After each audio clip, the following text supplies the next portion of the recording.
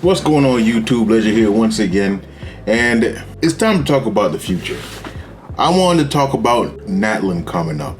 Honestly, I've actually had a pattern where I'd like to make videos about future regions coming out and what I expect from them, what I might be worried about, so on and so forth. I did that for Sumeru, did that for Fontaine, and now Natlan's coming up, and I think it's time to do that too. Because Natlan is a region that I was looking forward to. Now, I do remember back when it came to the Fontaine one. Fontaine wasn't really a region I was looking forward to, but it did pleasantly surprise me quite a bit, to the point where if you even look at my MacBook exploration, you see that I definitely slacked in Sumeru. That's where I started to burn out. But if you look at Fontaine, I treated it much better. You know, everything's not 100%, but it's up there. You know, that does make me hopeful for the future when it comes to Natlan. What's Natlan going to do to be able to kind of drag me in and drag a lot of us in? I will say, in the beginning of this game, when I mean the beginning, I mean like Mondstadt Leeway times, and I learned of what the regions were going to be, I had a deep hope for Natlan, that it being the region of war, that we had to deal with battle more in some kind of way. Now, this meant many different things for me, right? One of which, unfortunately, was disproven already, where I was hoping that Natlan would be at war, story-wise, with another region like Fontaine or something. I mean, I don't see that happening anymore, but when I first started the game, I was gunning for it. I will say that I was definitely gunning for it, but I don't think that's going to happen anymore.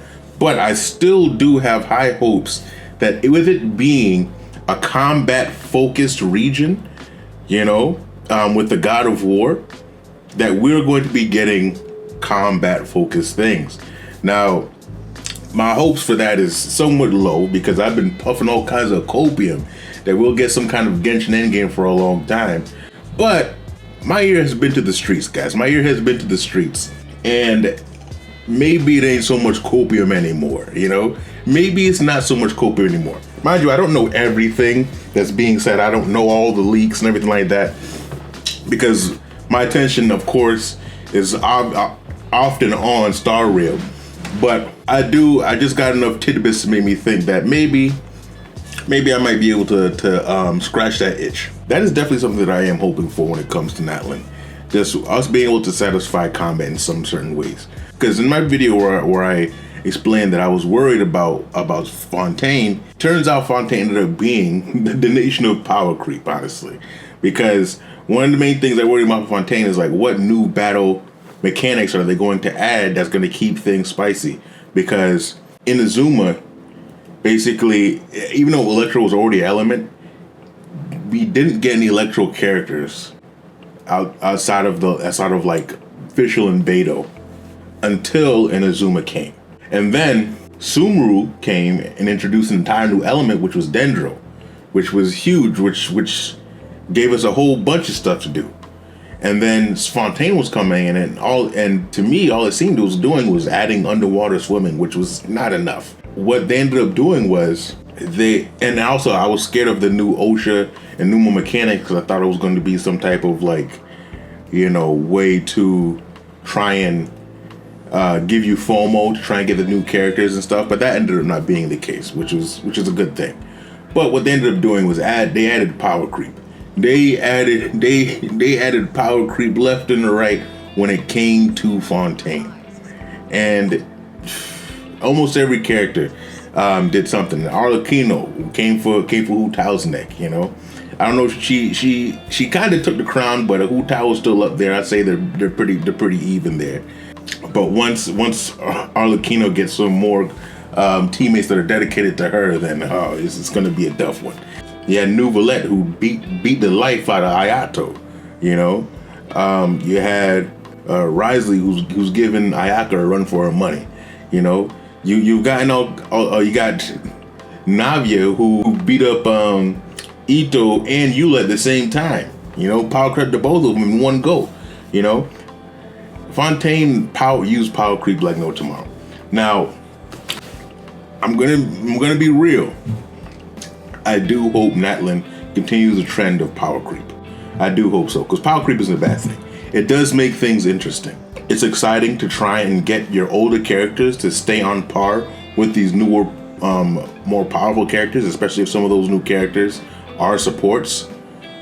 So it's fun to try and get them to catch up. So it's fun for me to make sure that my Hu Tao is performing better than Arlecchino. But it's also fun that I can just put Ayato on the bench and have Nuvalet come out and blast everybody to death. It's a great thing. It's a wonderful feeling, you know? And, you know, I do hope that Natlan continues that, you know? You know, there's been a lot of things that I've hoped for since the beginning of the game when it comes to like the actual character, the core kits. I always hoped that we didn't just stop at level 90 when it came to leveling up. I always hoped that we would go to level 100 at some point, you know, because it just doesn't make sense to stop at 90. I always thought that was a clue, and it just never was addressed. I wanted to have our talents go up to level 15. You know, I want all kinds of things, you know, maybe even like a new constellation or something like that, you know, or some type of new system that, or like, let's say you get to level 100, the characters get a new passive that basically buffs all previous characters, which would be phenomenal. It should be a great thing, you know? And not so much a new constellation, but more, I was thinking more new passive. You know, these are things that I want when it comes to the characters, when it comes to Natlan. And then when it comes to Natlan as a region, well, you know, it's hard for me to understand what to expect, really. Because like, area was just volcanoes and lava that can get born real fast. So I'm interested to see what kind of environmental mechanics they're going to add. Definitely drop your ideas when it comes to that in the comment section, because I don't really have many ideas of how that's going to be. I mean, I'm imagining hot springs. I'm imagining like volcanic activities, so on and so forth. I'm imagining dragons flying through the sky. That's another thing. I do want mounts.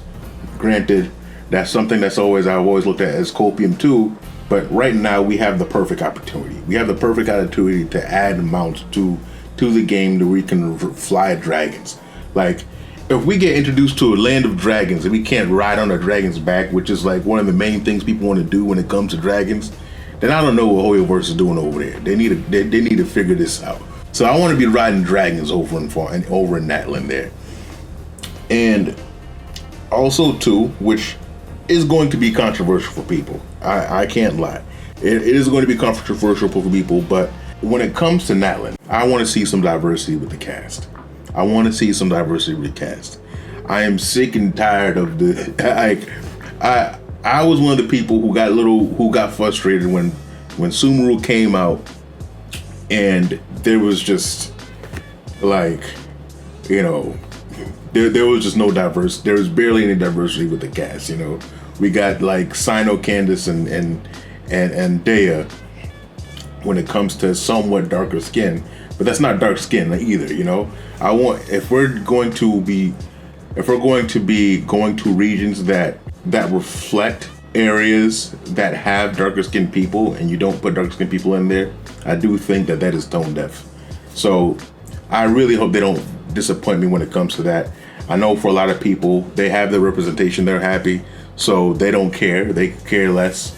And you know, I'm not trying to force you to care, but just as a game that's very expansive and trying to see the world in different ways, so on and so forth, it's very fun to have different types of, just have all kinds of diversity. When you go into fantasy settings, you have all these different races, you have giants, you know, you have elves, you have this, you have that, you know, diversity, people not all looking the same it's very refreshing, it's very fun, it adds a lot to the game. So if they pick up that diversity when it comes to in Natlan, I'm talking different skin colors, different body types, those different things, then I'm happy, and things are starting to look better, you know.